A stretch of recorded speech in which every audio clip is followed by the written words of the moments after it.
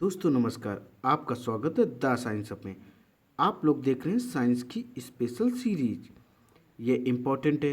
Super TET TET किसी भी state का हो और टीएसटी पीएसटी के लिए, रेलवे ग्रुप डी, एनटीपीसी के मेंस के लिए सीरीज बहुत इम्पोर्टेंट है।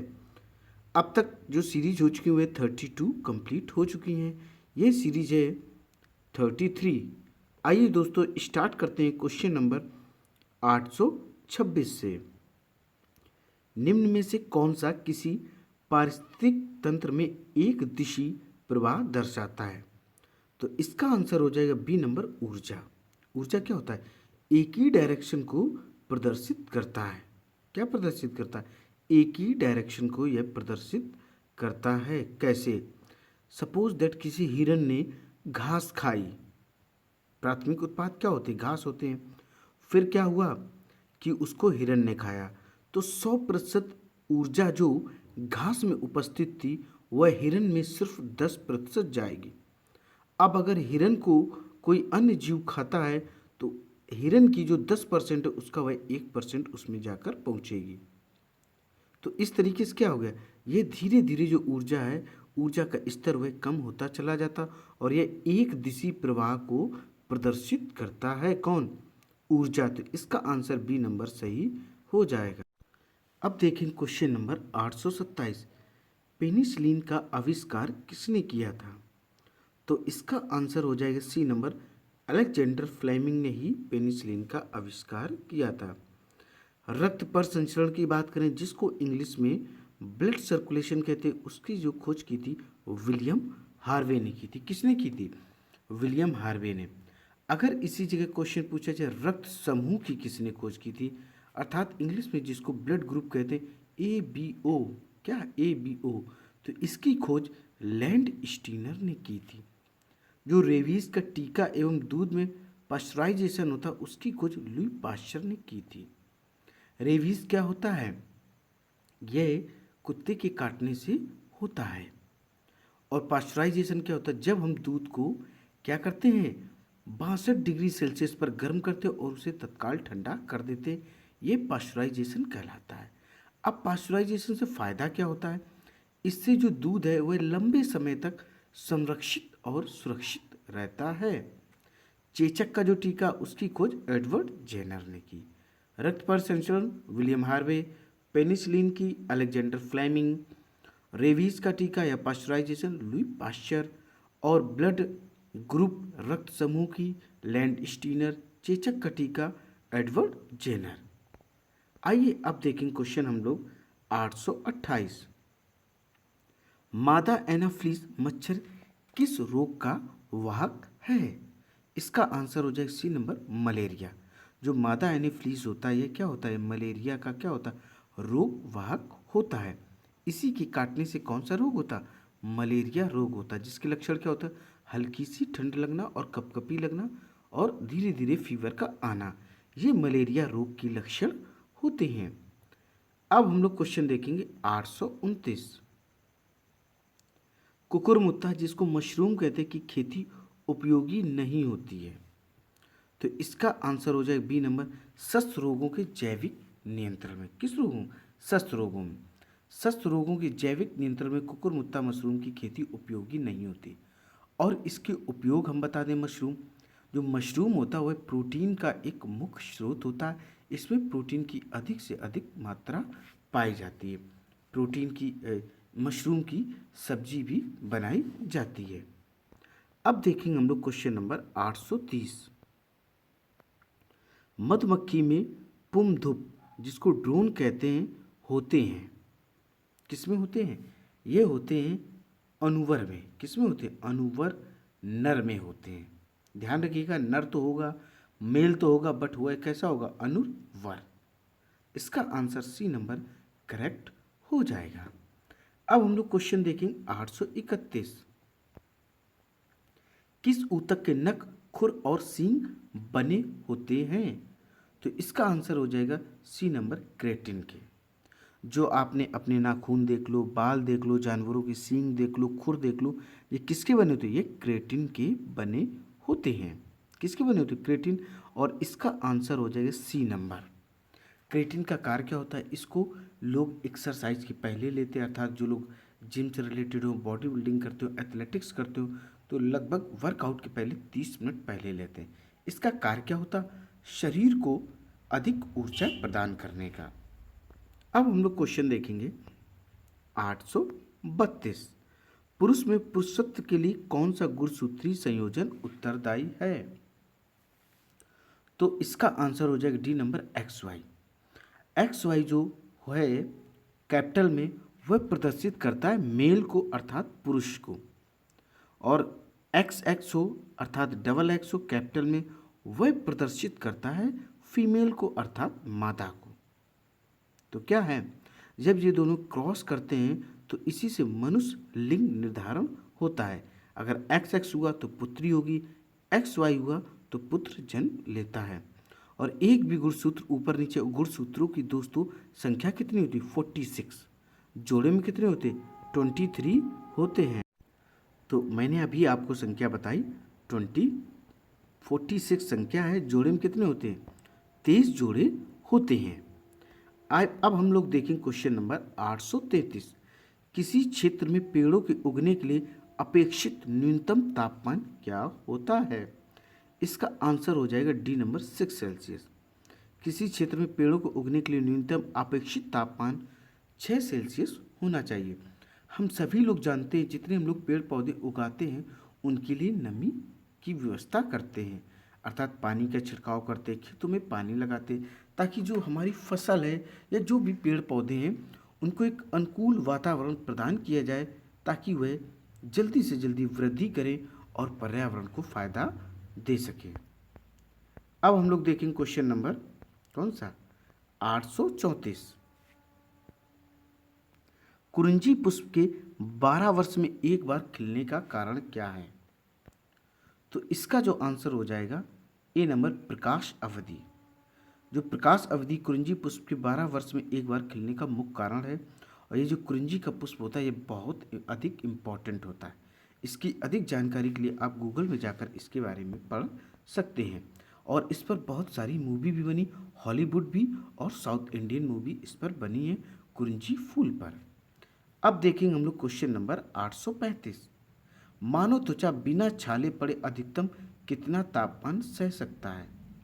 तो इसका आंसर हो जाएगा ए नंबर, 40 सेल्सियस।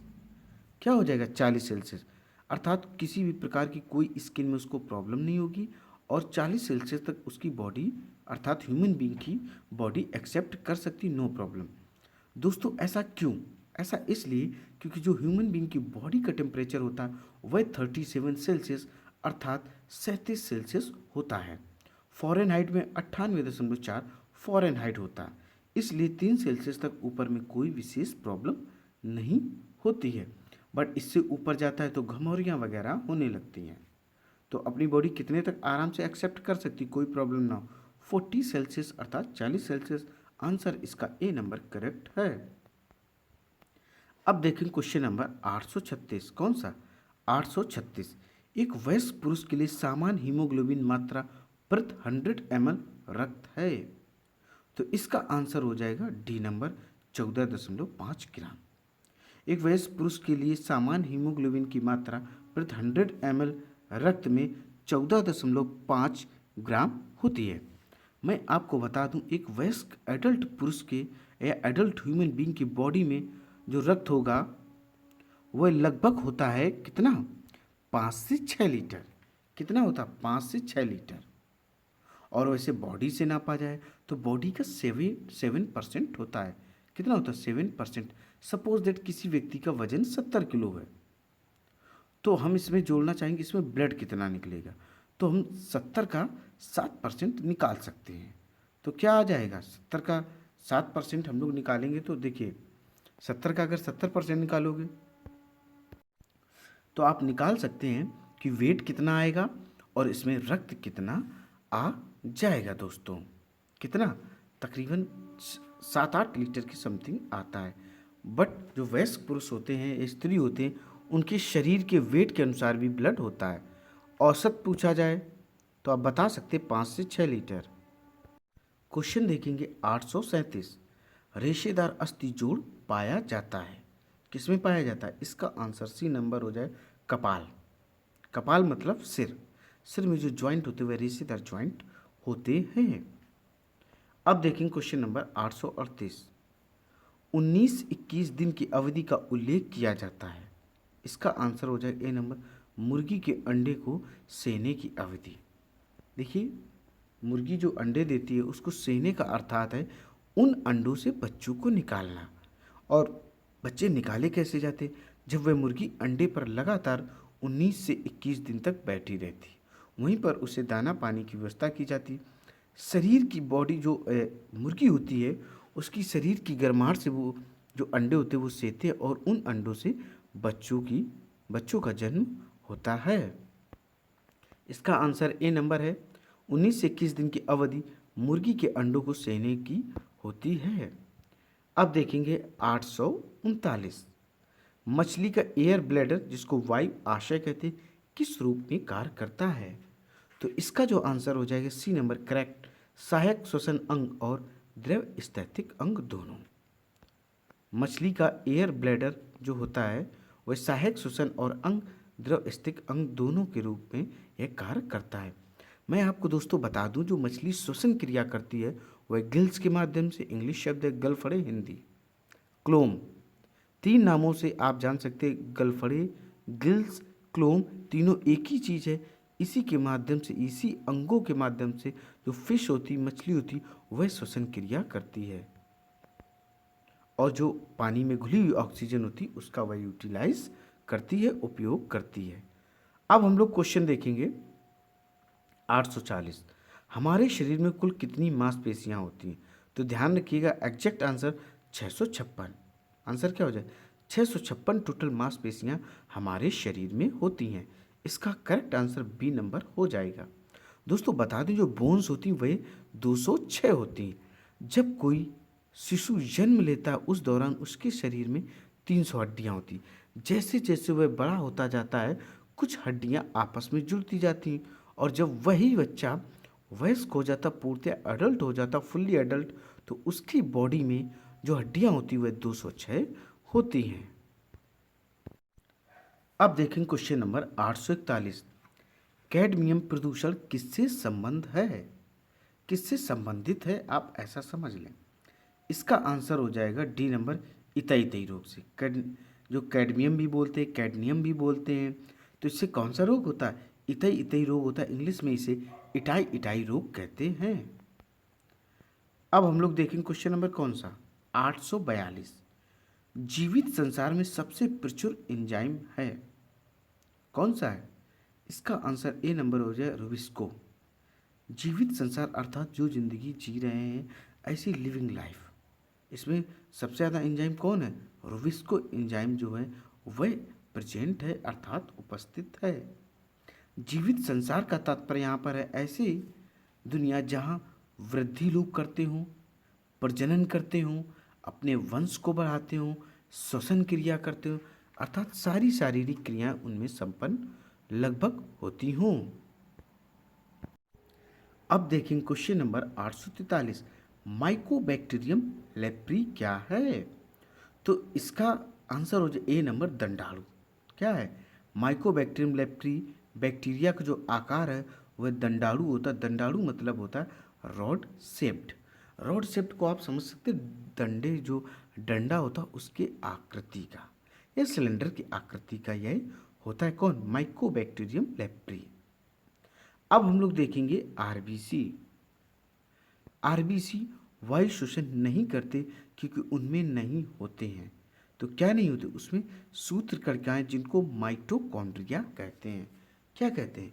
जिसको माइटोकॉन्ड्रिया कहा जाता है। आप फर्स्ट ऑफ ऑल समझ ले आरबीसी का full form, red blood corpuscles, लाल रुधिर कणिकाएं। और रेड ब्लड कार्पल्स, सी की जगह आप कार्पल्स भी बोल सकते हो और सेल्स भी बोल सकते हैं। इनका जीवन काल 120 दिन का होता है। आरबीसी का निर्माण बोन मैरो या अस्थि मज्जा भी आप कह सकते हैं कि यहीं पर इनका निर्माण होता है। और इनकी डेथ कहाँ होती? प्लीहा में डेथ होती, उसे शमशान घाट भी इसका कहा जाता। किसका? आरबीसी का। आरबीसी रेड क्यों होता, अर्थात अपना जो रक्त है वह रेड क्यों होता, वह हीमोग्लोबिन की वजह से रेड होता है। अब आपको हम बताते हैं माइटोकॉन्ड्रिया के बारे में। जो माइटोकॉन्ड्रिया है ये कोशिका का पावर हाउस होता है। पावर हाउस का तात्पर्य है कि यह सभी कोशिकाओं को ऊर्जा प्रदान करने का कार्य करती है। कौन? माइटोकॉन्ड्रिया।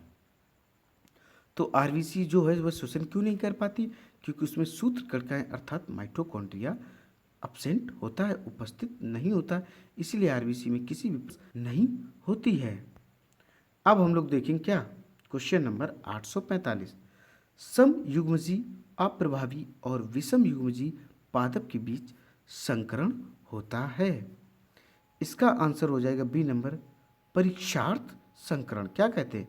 परीक्षार्थ संकरण के कारण समयुग्मजी अप्रभावी और विषम युग्मजी पादप के बीच संकरण होता है। संकरण का मतलब होता है इनके बीच में क्रॉस कराना। अब हम लोग क्वेश्चन देखेंगे 846। डीएनए में होती है, डीएनए में क्या होती है, किस टाइप की शर्करा होती है? तो इसमें जो आंसर हो जाए ए नंबर, पेंटोस शर्करा।